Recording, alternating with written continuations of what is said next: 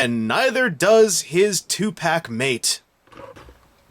Yes, from the 07 comic book, the missing exclusive from the highly sought-after 2007 exclusive sets, it's Elita-1, the extremely pink boat. A lot of us thought this would make for a really obvious club exclusive, and apparently we were only halfways right. She made for a really obvious club exclusive Botcon souvenir toy.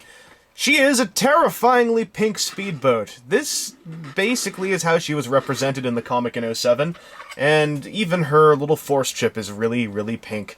I actually got to see a little girl really want this toy at Botcon, and then her mother was told how much it cost, and instead they were told they should look at Revenge of the Fallen Chromia.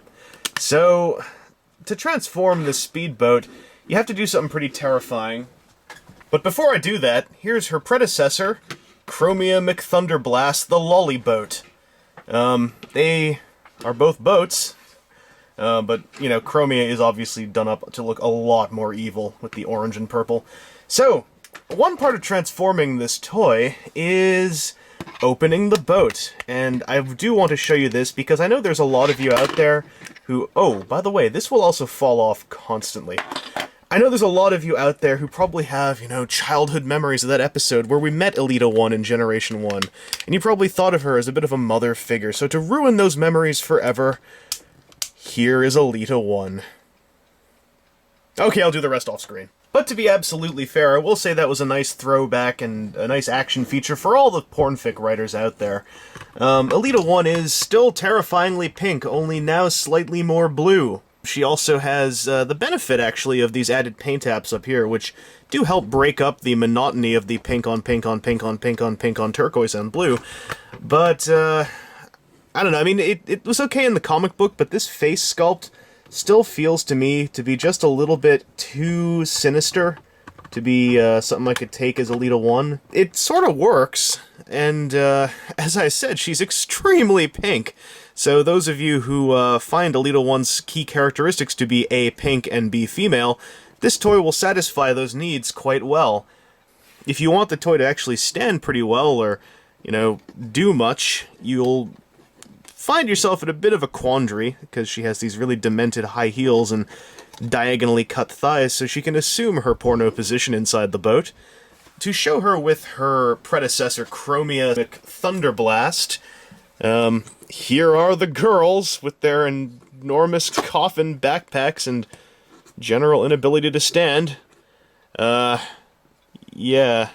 I'm just gonna hold this one here. You can see that Elita-1 definitely has more detailed paint stuff on the inside of the boat shell, but her overall robot mode feels a bit more boring to me. Really, again, she's a toy who's taking up a slot in this Botcon set, and I don't really think she was necessary. It's almost compounded by the fact that the two-pack of her and Razorclaw are being sold on the club site, and were being sold on the club site almost immediately after the convention was over. They were also the one you could buy the most multiples of, etc., etc. Really, I feel they were a waste.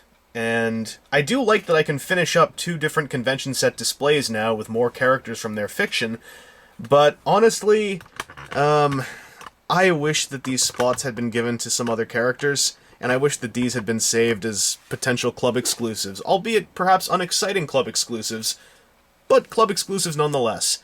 As Botcon exclusives, I really am not behind them at all. They kind of just take up space in the luggage.